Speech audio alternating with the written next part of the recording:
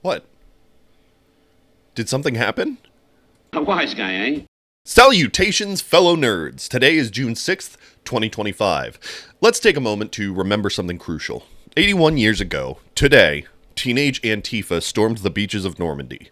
That's right, young anti-fascists loaded onto boats, looked fascism dead in the eye and said, "Not on our watch." They weren't wearing all black, and they didn't have Twitter handles or podcasts, but they sure as hell knew what happens when you let authoritarianism fester. And what followed was the largest seaborne invasion in human history. A desperate, bloody battle to take Europe back from far-right tyranny. Millions were already dead. Neutrality had failed. The world needed people willing to act. And they did. So today, while some politicians try to twist anti-fascism into a slur, remember the original Antifa. They didn't riot, they liberated. They didn't whine, they fought. And they didn't do it for clout. They did it so we could live free. We honor them not just for their sacrifice, but their clarity, because they knew exactly what they were fighting. And speaking of fighting, somebody pick up the damn phone, because I called it. Eat your heart out, James. Months ago, I warned that after conservatives embraced Elon Musk like he was some kind of tech messiah, there would come a reckoning. Not from progressives, not from the woke mob, but from MAGA itself. Because when you build your cult on ego and grievance, there's always a bigger tantrum waiting to happen. And now, Musk and Trump are in the middle of a full-blown billionaire bitch fit, clawing at each other over attention, loyalty, and who gets to cosplay as the savior of America. So, let's break it down, because this beef isn't just petty, it's poetic. Now, if some of you haven't been following the drama and are learning it from me first, thank you. That's very kind. But also, I want to know how it feels not paying attention to any of this, because I'm sure your cortisol levels are dramatically lower than my own. But regardless, let's run through it real fast. Elon Musk goes on X and calls Trump's shiny new One Big Beautiful Bill a disgusting abomination. Says it was passed in the dead of night, nobody read it, it's bloated garbage, and he's pissed that it doesn't include electric vehicle mandates anymore. Trump sees that and loses his shit on Truth Social. He's like, whoa, Elon knew what was in this bill. He was cool with it before, now he's just bitter because we yanked the EV stuff. He basically says that Elon is mad because he's not getting the special treatment anymore. Musk claps back. He goes, I was never shown the bill. Don't try that gaslighting nonsense on me. Then he takes it further and says, Trump wouldn't have even won the election without my support, and claims that he helped Republicans in Congress too. He's basically pulling the I made you card. So Trump fires off another truth, where he all but threatens Elon, says if Musk keeps running his mouth, the government should pull Tesla and SpaceX contracts and subsidies. Full mob boss energy. Musk doesn't flinch. He doubles down, says fine, he'll start shutting down SpaceX's Dragon spacecraft, which is literally vital for NASA missions. And then he likes a post that calls for Trump's impeachment and says that JD Vance should take over. Like open rebellion. Trump sees that and goes full grandpa rage posting, calls Musk ungrateful, says he's gone crazy and blames everything on Elon being salty over the EV cut. But Musk isn't done. He drops the nuke. Says the real reason Trump is mad is because his name is in the Epstein files, and that's why Trump wanted to keep them sealed. Yeah. He went there. So now we are watching the two biggest egos in GOP orbit publicly implode. The tech billionaire and the MAGA messiah fighting like mean girls in a group chat. And the best part is it's not the libs who came for Elon. It's his own base turning on him. Now listen, while I'm absolutely living for this little billionaire shit spat, let me make one thing abundantly clear. The enemy of my enemy is still my enemy. Just because Elon and Trump are throwing public tantrums doesn't mean that I'm suddenly obligated to pick a side. That's called a false dichotomy. You don't have to force yourself into some tribal loyalty test when it's just two narcissists proving everything we've been saying for the last 6 months. You're on your own side. So no, I'm not cheering for either. I'm sitting back, sipping my coffee and watching the Nazi and the Nazi sympathizer slap each other across social media like it's the Real Housewives Autocracy edition. And if you needed the permission structure, I'm giving it to you now. You're allowed, encouraged even, to simply enjoy the chaos without aligning yourself with either dumpster. And just so we're perfectly clear on where I stand, Fuck them both. And honestly, I still don't know why we let men run these things.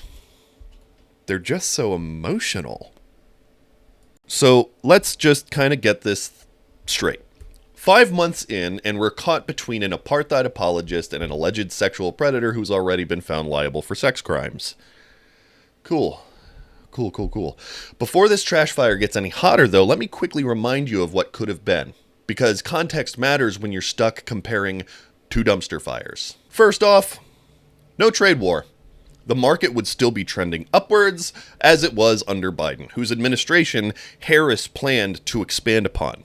You wouldn't be paying more for rice, rent, or reality. Now for the actual policies that Harris has proposed. She wanted to raise the corporate tax rate to 28%. Still lower than Reagan's, mind you.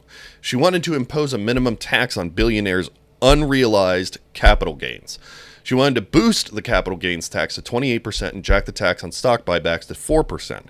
On the people's side, no federal taxes on tips. Expand the child tax credit to $6,000 for newborns.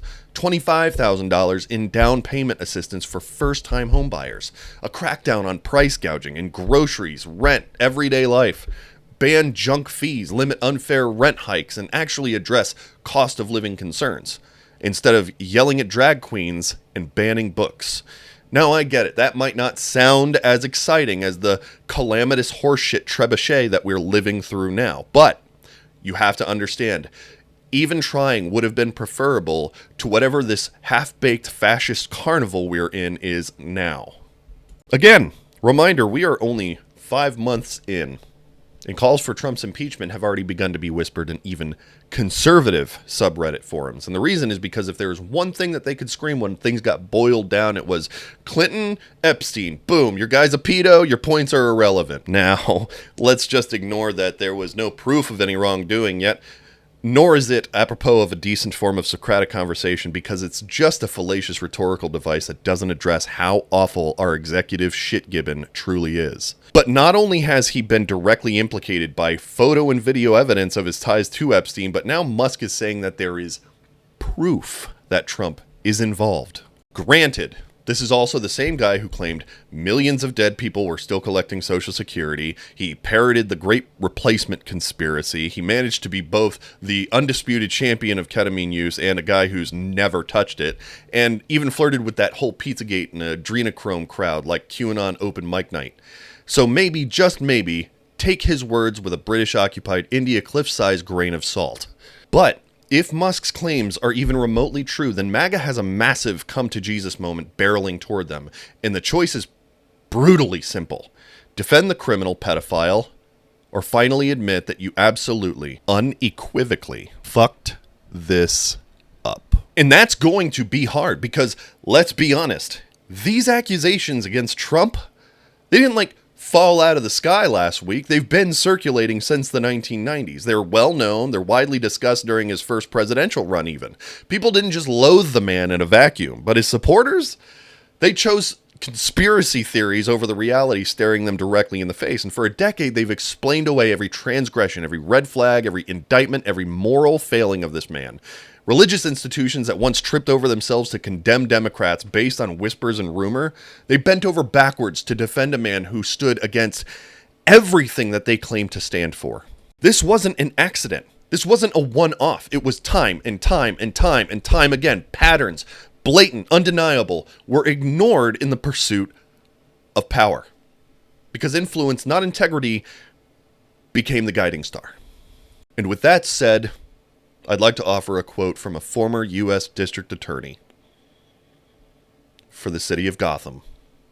You either die a hero or you live long enough to see yourself become the villain. Deep down, I sincerely hope that if anything comes of this, it's reconciliation, not just politically, but within the minds and hearts of the Americans that we've lost along the way, because the road of humanity is definitely long, but it's wide enough for anyone who wants to join. This journey only goes one way, and that is forward, and you're welcome to come along. Y'all come back now. You hear?